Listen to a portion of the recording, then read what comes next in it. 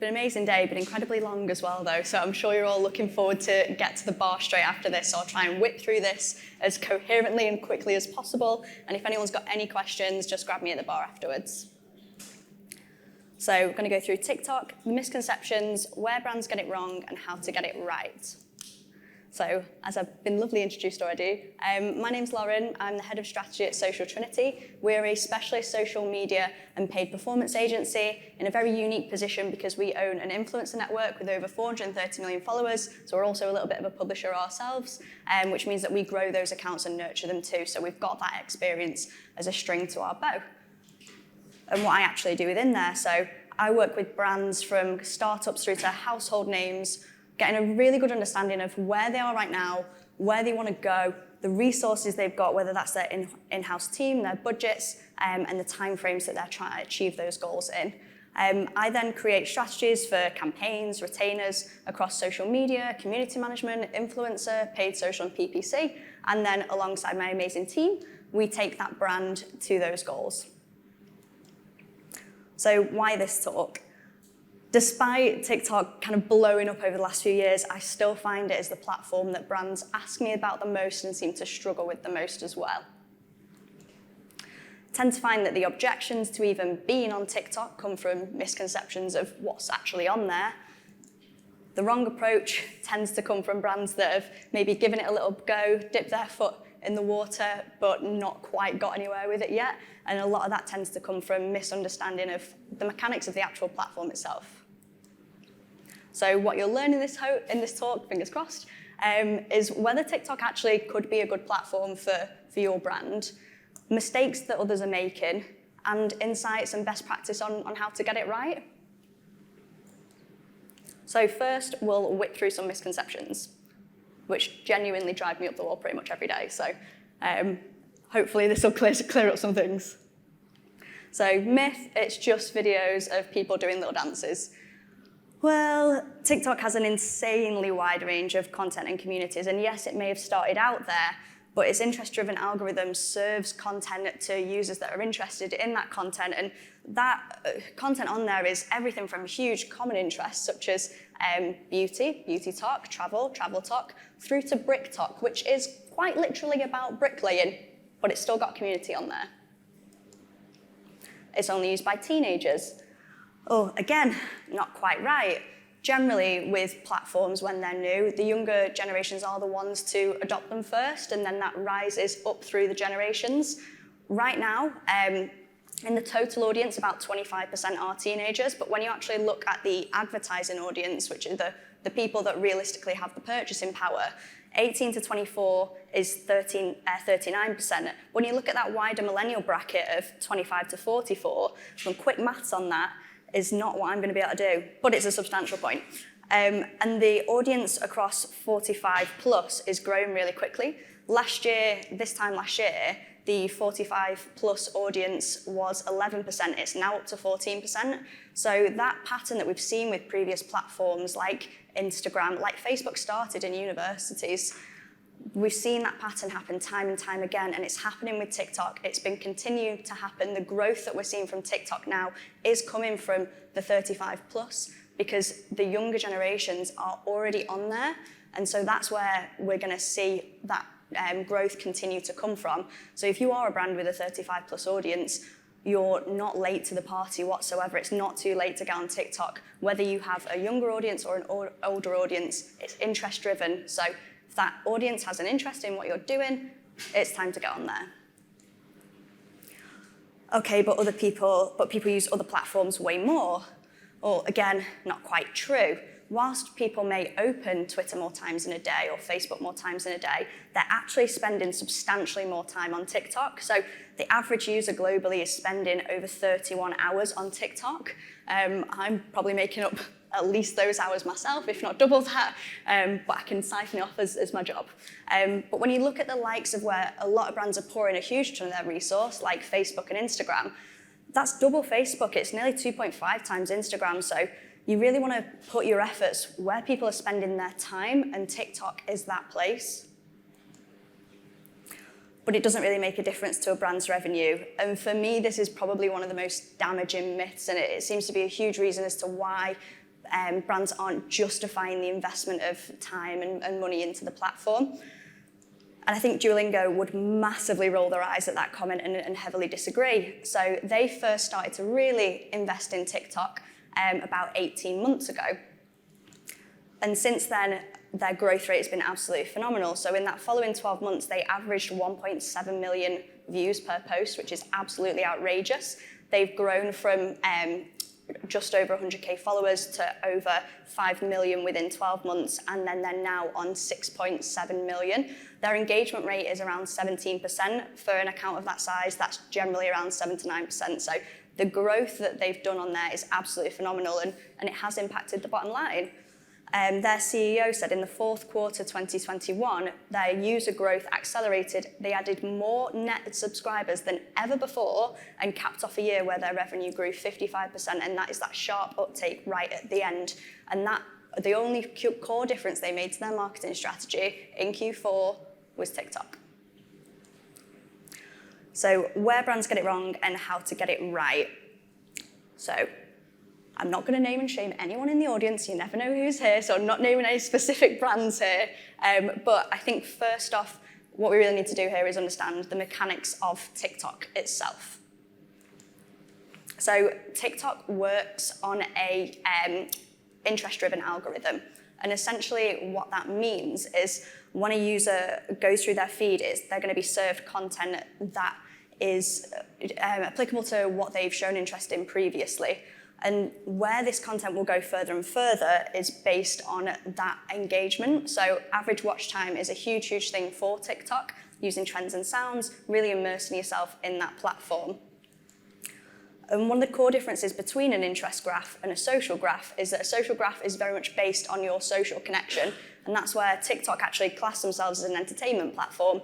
They are doing things to improve social connection there. That's why most of your friends on Instagram will tag you in the comments if they see an Instagram that they think you like, whereas on Instagram, you'll probably get a message on WhatsApp instead of being tagged on Facebook, instead of being tagged on TikTok. So with a social graph, it's about your social connections. With an interest graph, it is AI-driven based on your interest. And with TikTok, their algorithm is phenomenally agile. So the second a user starts showing interest in things, it's going to pile more and more content towards that. The second they stop showing interest in that, it's going to replace it with other things that it thinks they're going to be interested on based on their previous interests, based on what other users that look like them are engaging with, based on their demographic and location. So the agility of TikTok's algorithm and the quality of how much they nail what you want to see when you want to see it is the reason why people are spending over 31 hours a month on that platform.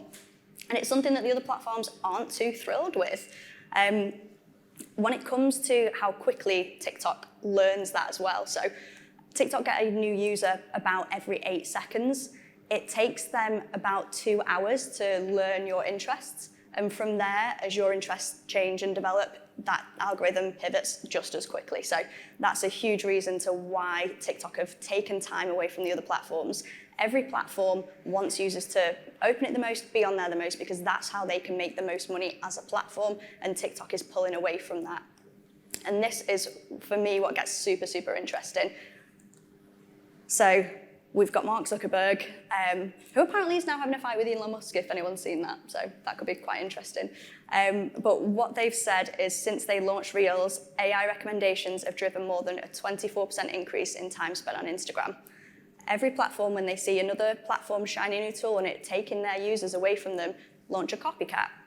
So Instagram first brought in Reels, then it came onto Facebook, Pinterest has got idea pins, YouTube brought on Shorts. TikTok have quite literally changed media consumption habits to this short form 9:16 video vertical, and all the other platforms want a slice of that. So with TikTok, if you can really nail TikTok, the massive upside to that is being able to perform better on those other channels as well that have these copycat verticals. And all the trends on those copycat verticals originate on TikTok. So if you're on TikTok, you're good, you're quick, the benefit for your other platforms is massive as well. So I'm going to break this down into 3 different areas. So we'll look at TikTok first content, we'll look at paid social, we'll look at leveraging creators. Within that, I'm going to go over best practice, some common mistakes or mistakes that I see brands make. And again, nobody is going to be named and shamed. And then we'll go over essentially one of my hacks or top tips for each of those areas. So going on to TikTok first content, authentic over aesthetic. So TikTok users expect and want content to be authentic, to be genuine, and to feel accessible. You do not need high production value on TikTok. If anything, it can be damaging. Yes, there is a place for aesthetic there, but authenticity has to come before aesthetic every single time. I'm going to bang on about this, but it's an interest-driven algorithm. If it's not interesting, it ain't going to be driven. So that's where the authenticity has to come first every single time. And with TikTok as well, you can film things on an iPhone, it's absolutely fine. In fact, if you're doing, say, a piece of content for YouTube, have someone film it with the phone on the side, because that's the level of production they expect. And it's because for a user, most people don't have DSLR cameras, so that phone level quality can be just as good as a DSLR for something like TikTok, if not better, because users have that at their fingertips. They can do that themselves too. Makes it more relatable, means users tend to watch it longer, they engage with it more, and then that interest-driven algorithm is going to be your best friend, push it further. Trends and sounds. So interestingly, TikTok is one of the only platforms where sound is absolutely crucial. 86% of users say that it is vital to the experience, and if you leverage these correctly, it's a really, really brilliant way to place your brand in TikTok's culture. Makes you more relatable, and there's tons of different ways that you can jump on trends and sounds, and loads of different ways to measure them as well. And moving on to that would be finding inspiration. So a lot of something that I hear quite a lot is people not really knowing where to start. Ultimately, TikTok is an endless stream of content, so where do you start?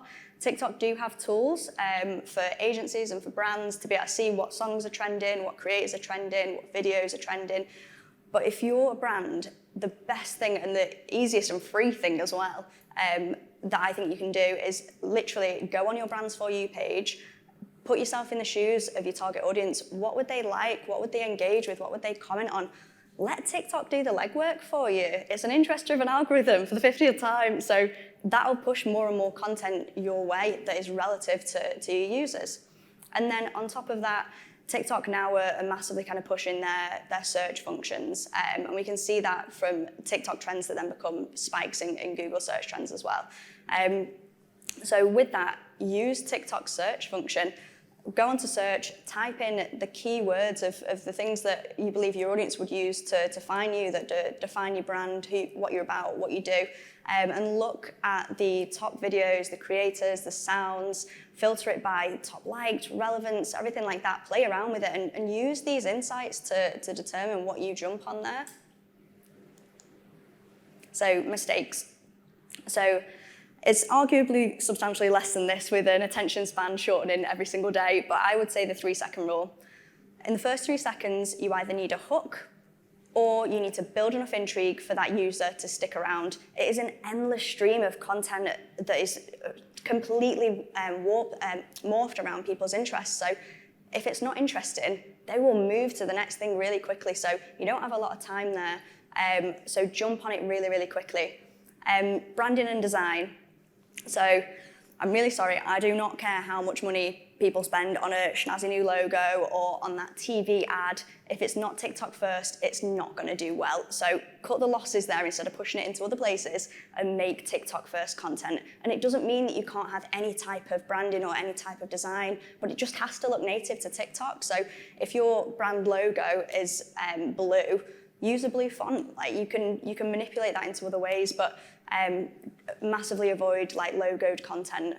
It very, very rarely goes particularly well. And then being late. So this is something as a person I'm not great with, but on TikTok I would say I'm quite good with. So when it comes to trends and sounds, they kind of wash through the platform and then they go again. And it comes down to saturation. So a joke is only funny so many times. Something is only interesting so many times. So you want to be reactive and quick to this, monitor it, check it as frequently as you can, and jump on it as quickly as you can. if you're posting something that is relative to a trend when that trend has been around for a couple of days, and trends can last anything from kind of like 24, 48 hours up to a couple of weeks. It really depends on the user's interest in that trend and what that trend is. But you want to be there as that trend is emerging and is peaking. When that trend is on its way out, you don't really want to be jumping on that massively. It's not going to help you. One of my hacks for jumping on trends so quickly is content recycling. So this is my glamorous assistant, George. He is my miniature dachshund, but he has 730k followers on TikTok, so he does all right. That first clip, obviously you can see he's quite a cute puppy, even though I am very biased. It's him running towards you, and that clip transformed into him as an adult, and the trend was a grow-up trend. That second clip, which is a bit of a morbid trend, was what's the first thing you want to see when you get to heaven? And I knew that gorgeous little clip of his chubby little paws running towards you, and his little face, at the end of that clip, his nose boops the camera, which is just golden. And I knew that would perform, it was perfect for that trend. And if I wouldn't have used that clip again, it would have been a massive loss to me. The first time I used that piece of content, it got 500k views, which is pretty good going. The second time I used it, it's on 26.1 million. So really familiarise yourself with your media bank. If you've got a good piece of content, you don't want to necessarily post the same thing again and again, because that's not how it works. It's not the type of platform where you will see the exact same meme again and again and again. Manipulate it into something new, work with a new trend, edit it in a different way, repurpose it in any way that you can while it's still good. And when that piece of clip is no longer performing, then keep yourself familiarised with that media bank, work with other things, and work out the mechanics of why that clip did well and how you can reinvent that in a different piece of content. So I'm going on to leveraging creators. So when it comes to creator selection, TikTok have a creator marketplace, really, really helpful. Downside is creators need to actively look at that. So one of the best things you can do, again, there is just let the platform do the legwork for you. Engage with users that you think your target audience would be interested in. Let it bring more and more to you. And then search for users that you think it would be search for users as well, looking at those topics and keep a note of them. And then when it comes to actually picking those creators, I know it's not as typical now that brands will think that like bigger the better, mega influencers, let's pay millions and millions of pounds and leave it at that. When it comes to TikTok, it is way more important to look at their average views than their followers. So going back to that interest-driven algorithm, as a user, if you follow someone, I love cooking personally, but so I follow an outrageous amount of chefs, which don't do good things for my bank balance. But I might like a new chef, might have a new hobby, I'll engage with all that, and then I'll get a new hobby. That is the perk of ADHD, you get a new one every 24 hours. But that creator, if I stop engaging with them, they're no longer going to be in my feed, whether I follow them or not. So when it comes to picking a creator, yes, their followers can give you an indication of their success and presence on the platform, but looking at their average views is going to be way more valuable as an indicator to how good your collaboration could be. And then TikTok Shop. So I think TikTok Shop really does have the potential to take away a tiny slither of market share from the likes of Amazon. It is literally modern day QVC. Again, it links up to the creator marketplace, so you can find creators through there, you can have open invite, but it really does give you an option to leverage that social commerce aspect. TikTok has been massively known to drive trends that have made things like sell out immediately, like, what was that, feta pasta? I couldn't get feta for weeks, that was ridiculous. And this is why TikTok are investing in it really, really heavily, because they know the power that has, and they want to keep everything in the app as much as they can. And for users, you have that opportunity of a really seamless user experience. To the point where my mum is even getting eyelashes off TikTok now, but it's happening. Mistakes. So again, this kind of goes a little bit back to the branding and design aspects. When we look at brand guidelines, we need to be a lot more fluid with them, especially when it comes to TikTok as a platform. So when it comes to creative freedom, yes, you might have a particular concept or something that needs to be in that TikTok, but speak to that influencer, really engage them and tell them what you're trying to achieve, and let them tell you how they best think that their audience would be receptive to achieving that goal. Let them be a little creative director. They've grown that audience. They're the ones getting the views. They know what engages their audience. Use it to your benefit. TikTok influencers or any influencers anywhere now are massively being done over authenticity, to the point where de-influencing has become a recent trend as well, where people are actively speaking out against brands or partnerships that haven't looked authentic. So if you want it to be authentic and perform well, give them creative freedom and agree on what that collaboration is going to look like together. And then a hack for growth on TikTok is creator brand content. So again, video content, especially in like a 9:16 UGC vertical video style, can be a really big barrier to entry for TikTok. Leverage creators for this, and another huge perk of this is that TikTok has a feature called People You Follow Are Tagged. So if you are using creators and you're tagging them in your content, it will distribute it to that influencer's followers and people that are engaging with them properly. And so you have that extra bit of reach coming from that. And some of the best clips that we had for our client Slater Menswear came from creators being featured. They're a recognizable, immediate face. A lot of brands are now using mascots to create a recognizable face, but without that, you can use creators that are instantly recognizable to your target audience. So then going on to paid social.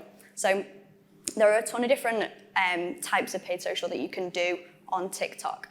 From branded hashtag challenges, there's quite a few of them that come with quite heavy price tags, so I'm just going to focus on in-feed ads. There are a ton of ad objectives there, from brand awareness through to conversion. So even driving more engagement, driving followers, app downloads, purchases, again pairing with TikTok Shop, being able to put ads behind that so that they're purchased within the app.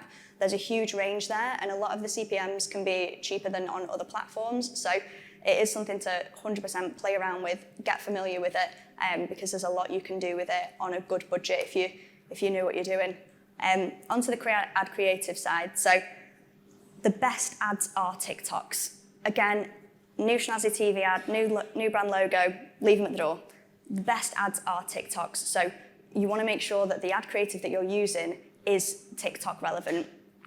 And then Spark ads. So this is, again, coming back to creators that are already in there. This is where you can massively leverage UGC. So if you're a brand and a creator has put out a review, you can contact them to put a Spark ad behind that. And that's where keep an eye on your tags, on your mentions, on keywords that are relevant to your brand, and contact creators around putting Spark ads behind them. It means that partnerships that you have, they don't have to always be agreed pre-time. If it's performing well organically, you can put an ad behind that and really benefit your brand. So then some of the mistakes that we see, again, going back to the branding and design side of things, best ads are TikToks. If you don't think it's going to work as a TikTok, don't use it. And on that, if you've had TikToks that are performing really, really well, look at how you can use that as an ad. How can you manipulate that into being an ad that drives a goal for you? Old creatives. So this is one of the things that I know a lot of brands do struggle with, is the amount of creative refresh needed on TikTok. But this is where understanding your media bank really well works. And when you film ads for TikTok, just do a lot of subtle variations, because generally an ad is not going to last as long on TikTok as it will elsewhere. You generally need about 16 to 20 new ad creatives a month, and most creatives you want to give them about a week as well. And then going back into trends and sounds, and the best ads being TikToks, the trends and sounds that are working on there, a lot of them can last from between 48 hours to a week or so. So look at what you can leverage in a trend and a sound for your actual ads themselves. And then a hack. So I have referenced it where Google search trends are going up because of trends that have been on TikTok. One of the best things that we do here with our clients is we align it with the PPC ads that we're doing for them. So the keywords that are within that TikTok that are relative to that ad set, working on that with the PPC side as well. So last thing you want to do is absolutely smash it on TikTok and then someone go to search for you and your competitor swiping at the last minute. Nobody needs that. Get on PPC with it as well. And does any of this actually work? Well, yeah, at this point, we're pretty tried and tested on it. With Slater Menswear, we outperformed their Instagram that they'd had for over 4 years in 3 months. We increased their followers by over 10,000%, likes by over 33,000%, views by over 16,000%, and Johnny Rose, who was the marketing manager, said that Slater's had their best sales in 50 years of business, and our TikTok activity really contributed to that. So, key recap here. It's not just for teenagers, loads of different niches on there. Older age demographic is getting on there as well. Have a look at the amount of content that's going on there that's relative to your brand, because the likelihood is, even if you're a niche as subtle and small as BrickTok, you've probably got an audience on there. It's interest-driven. If it's not interesting, it's not going to be driven. Stick to that 3-second rule. Reuse content if you can make it into a new creative, and make sure that it's interesting. If it's something that you would swipe by, rework it. And then fit in to stand out. Best ads are TikToks. TikTok isn't a place where you need to be really aesthetic and super polished like you might need to on other platforms. The best analogy that I've got for that is that we are the same person from the moment we wake up to the moment we go to sleep. But if you work a corporate office job, you're not going to go to that city centre office in your pyjamas, but you're also not going to go to sleep in a suit. So we all amend how we present and talk to the environment that we're in. So having that fluidity within your brand guidelines and knowing that, yes, our TV ad may need to be super polished, but we don't need to be that same side of our brand on TikTok. We need to fit in to stand out and perform well. Thank you so much for listening to me harp on, and I'll see you at the bar. Cheers.